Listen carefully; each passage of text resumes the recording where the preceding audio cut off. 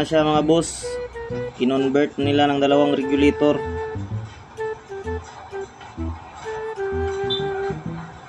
Yung isang regulator ay pang TMX 155 or half wave charger. Din yung isa ay pang Skygo 125 or TMX 125 Alpha. Ito yung kadalasan ginagamit natin sa pagpo-full wave.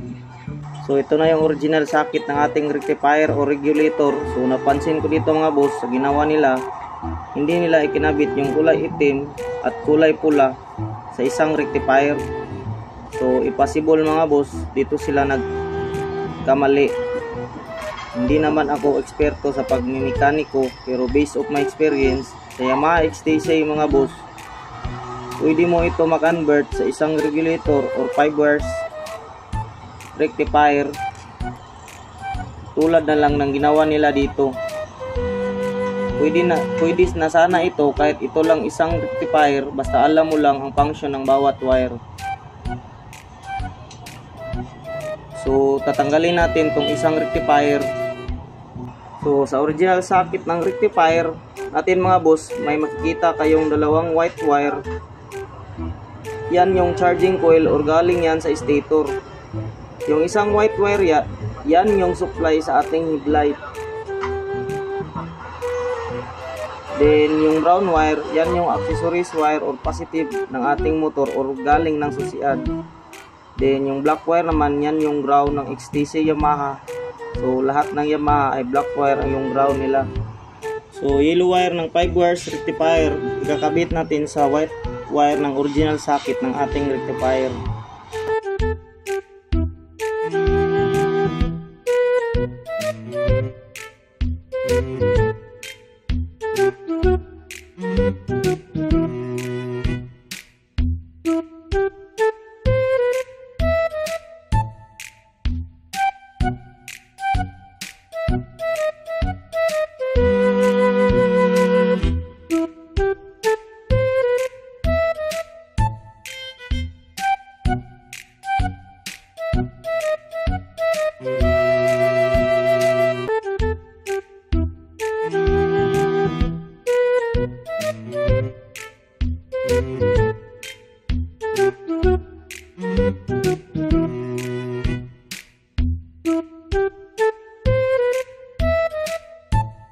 Yung pink wire ng 5 wires rectifier sa isang white wire naman ng dating socket ng ating rectifier.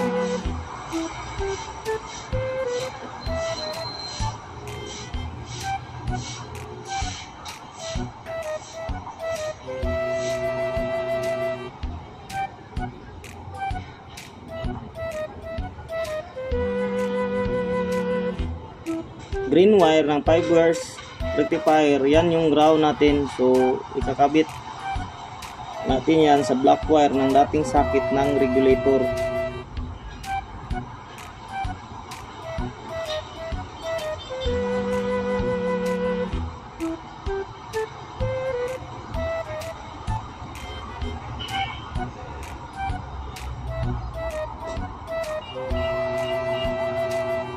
So itong red wire ng ating 5 wires rectifier, ikakabit naman natin sa brown wire ng dating socket ng ating rectifier or yung black wire at red wire. Pwede nyo nang pagsamahin at ikakabit nyo sa brown wire ng dating socket ng regulator. Yung iba dyan nagkakamali, hindi na nila ikinabit yung kulay itim na yan. So katulad na lang ng motor ni boss, binabakante na nila yung kulay itim. Yan yung magsasalba sa'yo sa pagka-overcharge. So tapos na tayo mag-wiring mga boss. So silyado natin yan, balutan natin ng electrical tape para iwas grounded. So try natin paandarin mga boss.